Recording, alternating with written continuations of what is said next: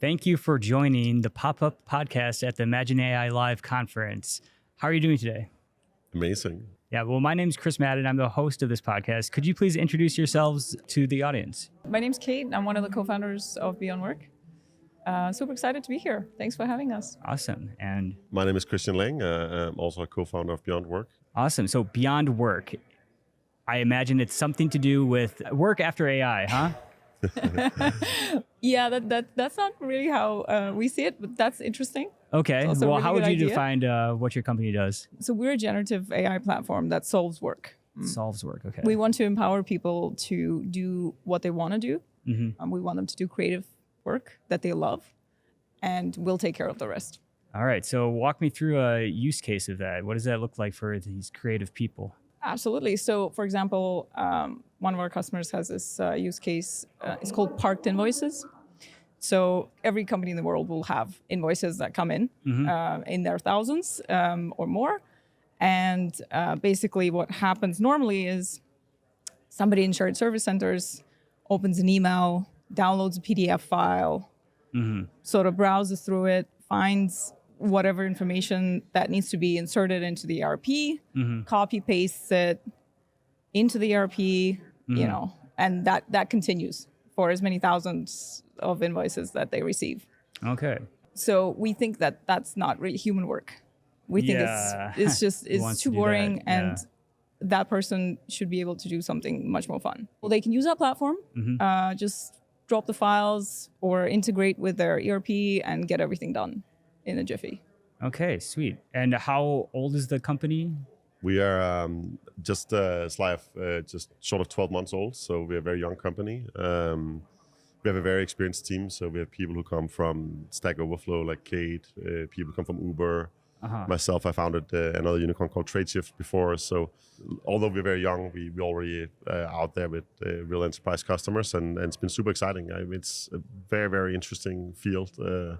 After having spent so many years in classic SaaS software, AI first is just a lot of fun. Right, and Tradeshift was a unicorn company, right? Yeah. So what was the lessons you learned from your time there? Oh my God, so many. The amount of mistakes you make when you create a company is immense. And I think we're very lucky we have a team who's experienced across a lot of different companies, and we knew we wanted to build a different kind of company. We decided we only want to be 150 people in Beyond Work. We want to do the rest with AI. We don't want to build a huge company. We want to build a huge business. And I think it's been really fun to use our own platform to scale, for instance.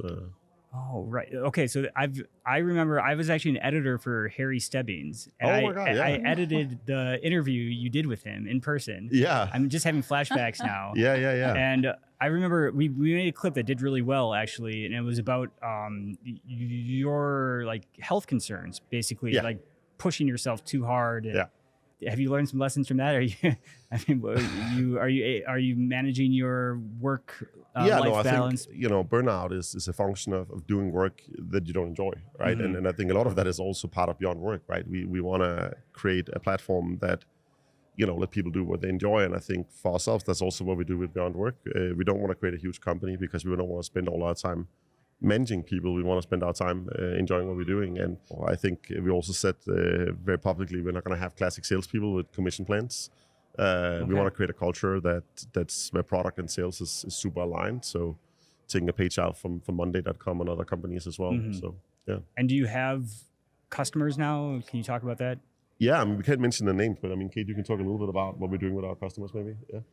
Yeah, well, there's a few customers with a few use cases. One of them I just went over. Yeah. There's a few others. At this stage, we want to really develop the platform as much as we can. So we're looking for customers who are willing to experiment and design with us, and that's what we have right now. Your sales team is commission based. We don't have. You don't have a sales team. We use what we call partners. So it's people who are senior former professionals, maybe chief revenue officers, former CEO of an insurance company, and they do very high trust introductions. We have 4 customers now that are sort of in the design stage, early stage with us, and it's some very well-known, I would say, pretty large enterprise companies, because also there's so much hype right now in AI. So I think we wanted to get out there early and actually prove use cases in the real world, and a little bit more than a chatbot or or something. It's very easy to go and demo an agent, but it's really, really hard to make something like that work at scale in an enterprise. And that's what we focused on. Yeah, and we also wanted to, well, there's two things. So we wanted to develop a platform that's very broad and that can handle a variety of different tasks for different people in different industries. And also we wanted to make sure that we have use cases that are completely universal. Like the one I mentioned before, it's fit for every company. Yeah, I mean, it's like paperwork, like accounting, streamlining, automation.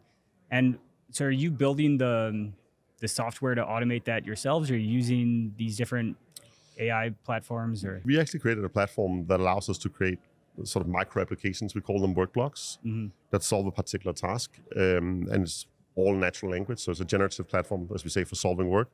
So you can start with a problem, you can start with a spreadsheet, you can start with a data file you need to do something with, and you can tell the platform what you want to do, and then you have an input-output, and then you can scale it from there. So you can scale it from like an experiment of you just sitting with a spreadsheet to see if it works, and then scale all the way up to teams of thousands. And that's been part of the platform by design. But we don't think about it just as sit and automate stuff. We actually think about doing the work, and I think we see humans as a very strong component of that work. And I think no human really want to just sit and look at a screen and see an AI push buttons. We want to be part of the work, but we want to do the parts that we are good at. And so these humans that you're transitioning out of work, what do you envision them doing differently? Or I think first off, right, I mean, for most large companies in the world today, there's a massive problem of finding people to staff shared services. There's a huge demographic problem. Young people would much rather get out and get jobs as software engineers to do other things. So there's a chronic understaffing and turnover in these areas.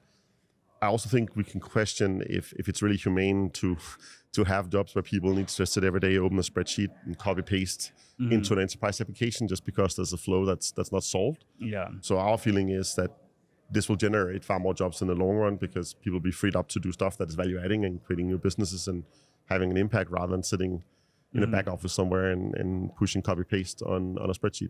What is your biggest fear for the future when it comes to AI? I mean, I don't have a lot of sort of major fears. I think a lot of the doomers are they're probably, I think, they haven't really, coded a lot of software because anyone who ever builds software knows software has bugs. And it's, I'd be very surprised if ChatGPT is going to take over the world in the near future. I think that will take a lot more than what we have now. Yeah. I think my fears is probably that we get some inflated expectations and hype and it creates another AI vendor because people will be disappointed. And I think we got to be very real about what's the difference from being able to generate text and images to actually solving complex problems like work, because it's a lot harder than people think. Yeah, definitely. How has your time at Imagine AI Live been so far? Yeah, it's been really great. Enjoyed some of the presentations and met some really cool people. So it's going Awesome. really well. Where are you guys in the funding round in the VC or startup lifestyle? We raised a pre-seed round last year with Moonfire and a few other investors, and been super happy about that. We haven't needed to raise new money yet, and we're taking our time. But I think for us, we will do it when we're ready. Right now, we're just super focused on scaling out our product market fit and getting more experiences with our customers. And where are you headquartered? So our team is in London and Denmark. Okay. So we're European based. But I mean, most of us has experience from the US Silicon Valley Bay Area startup scene. So we're sort of a bit of a hybrid. But yeah, London and Europe. Nice. Well, thanks for coming over to America here in Las Vegas. Do you Absolutely, have some Chris. other business in the area, or? Yeah, we're going for a little bit of a US tour here. Okay, So cool. Bay Area next, and then across the US. Well, thanks so much for stopping by the Imagine AI Live conference and this pop-up podcast, and hope we can talk again in the future. Thank you. Thank you Chris. so much. Appreciate Thank it. you.